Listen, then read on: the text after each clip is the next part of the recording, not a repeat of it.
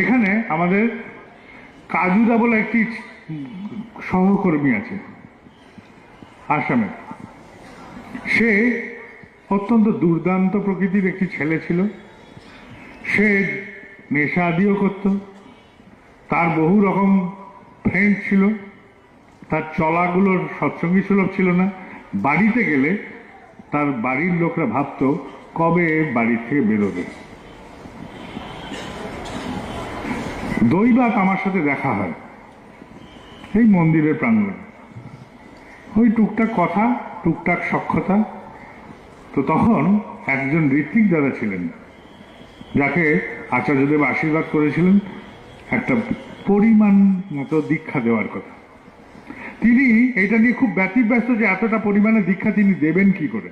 এই ব্যতিব্যস্ততায় তিনি আমাকে বলছেন যে আমি উপায় খুঁজে পাচ্ছি না। যখন বলছেন উপায় খুঁজে পাচ্ছি না, আমি তখন বলছি এই যে এই ভাইটি আপনাকে করিয়ে দিতে পারে বলে কাজুদাকে দেখিয়েছি। সে তখনও এই জগতেরই মানুষ না, সস্তরণীয় না, কিছু না। আমি বললাম এই পারবে। ওই ঋত্বিক দাদা, নির্মলেন্দুদা, সে ধরে ফেললো যে আপনাকে বলে দিয়েছেন বাবাইদা যে আপনি করিয়ে দিতে পারেন, আপনি আমাকে করাবেন। আর সে তো পিছলে মাছ, সে তো পিছলে বেরিয়ে পালিয়ে গেল, আর তাকে খুঁজে পাওয়া যায় না। সে তো কোথায় আছে কেউ জানে না। নির্মলেন্দু যাতায়াত শিলংয়ে। তো শিলংয়ে একদিন দেখছে একটি হোস্টেলের সামনে গাড়ি দাঁড়িয়ে আছে এবং একটি MLA ছেলে, সে গেছে হোস্টেলে তার গার্লফ্রেন্ডকে রাখতে, আর কাজুদা বসে আছে একটু মোটামুটি ঈষৎ মত্ত হয়ে।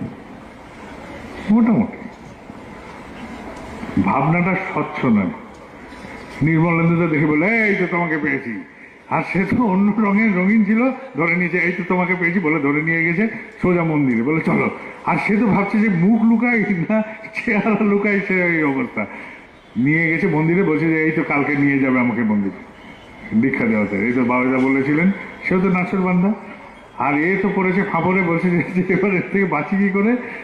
আর সে তো ছাড়ছে না, খাওয়াচ্ছে দাওয়াচ্ছে, সবার সাথে পরিচয় করে দিয়েছে কালকে নিয়ে যাবে আমাকে দীক্ষা দেওয়াতে। তারপরে তো সারা রাস্তা শিলং থেকে করিমগঞ্জ 6-7 ঘন্টা তো লাগেই, 8 ঘন্টাও লাগে, 7-8 ঘন্টা লেগেছে। সারা রাস্তা সে নাম করতে করতে যাচ্ছে, ঠাকুর রক্ষা করো। আমি বাড়ি গেলে এই লোককে দীক্ষা যাবো কি, আমাকে দেখলে তো লোকে পালাবে।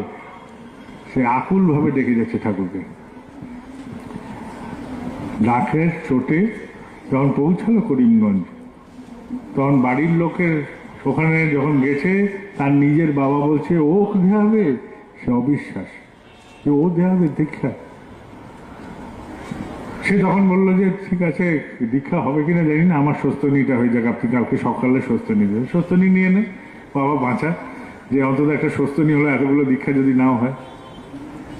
ওখানকার স্থানীয় কর্মী শীতেন্দু দাস, তিনি বিশাল একটা বিষয়, যখন দীক্ষা হয় না তখনও তিনি 200-250-300 দীক্ষা দিতে পারেন। গ্রামের পর গ্রাম তিনি লোককে এরকম করে ঠাকুরের মন্ত্র দিয়েছেন, ঘুরে বেরিয়েছেন। তিনি যখন করিমগঞ্জে নতুন কে ঋত্বিক এসছে করিমগঞ্জে দীক্ষা দিতে, দেখি সে চলে গেলেন মন্দির থেকে দেখতে, দেখছেন যে নির্মলেন্দুদা এসছে। নির্মলেন্দুদাকে দেখে শীতেন্দুদা বলছে কি ভাই তুমি? তখন বলছে এই যে এর সাথে এসছি। আর কাজুদা তো ভাবছে যে এবার তো আমার সব খুলে যাবে, শীতেন্দুদা তো আমার সব কিছুই জানে, বলে দেবে। শীতেন্দুদা ওখানে বলছে এ পারবে, এ পারবে, এ সত্যি পারার মতন ছেলে। এই যে একটা কথা, একটা ঋত্বিকের কথা, যে এই যে পারবে বলল, তার মনে প্রত্যয় যাবে। সে করলো কি, সমস্ত বন্ধুদের ডাকলাই আমার দীক্ষা দেওয়ানোর কথা, তোরা সবাই। 163 জন বন্ধু প্রথম ডাকেই চলে এলো, তারপরে আরো এলো। তার দীক্ষার যে সংখ্যা ছিল সব পার হয়ে গেল। সে ডাকলো, আর এই যে করলো, প্রত্যয় জন্মালো। এই প্রত্যয়টা কর্মী, একটি সহকর্মী এসে যোগ দিয়ে দিল। এইটাই ঋত্বিকরা করতে পারি, এটাই যাজকরা করতে পারি, এটাই অধৈর্যরা করতে পারি। এটাই আমাদের কাজ, বড় সড়ক কোনো কাজ না, একটি মানুষকে জাগিয়ে তোলা।